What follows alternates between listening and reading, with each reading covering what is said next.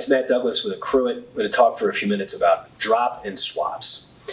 One of the core concepts that's relevant when you're talking about doing an exchange out of property that's owned by an entity, a partnership, a corporation, although for the most part, the principles around drop and swap don't really apply to corporations, or they're much more difficult to apply. The more common, possibly the most common fact scenario is relinquished property is owned in a multi-member LLC, maybe a limited partnership, both of which are treated as tax partnerships for purposes of federal income tax. And some, but not all, or maybe just one of the partners in the partnership wants to do a 1031 exchange. The rest don't.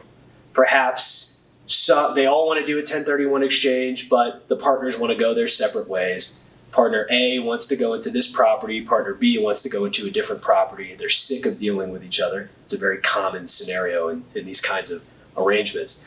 And the question arises, can they do that? And if so, how do they do that?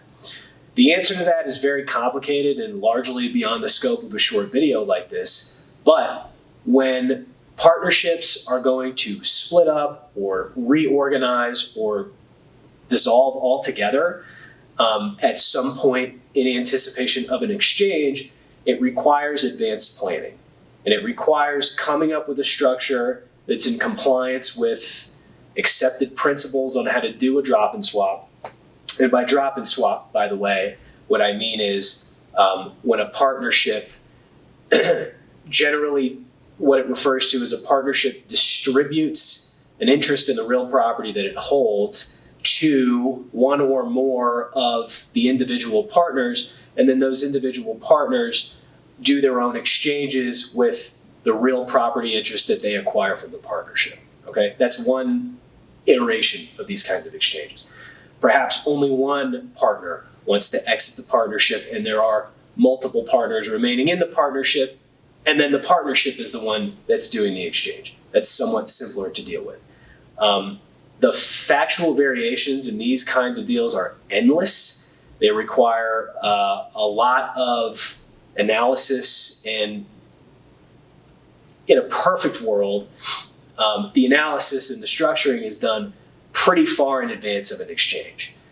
Ideally before the relinquished property is under contract for sale with a buyer. It doesn't always happen like that, and there are other ways that it can be dealt with.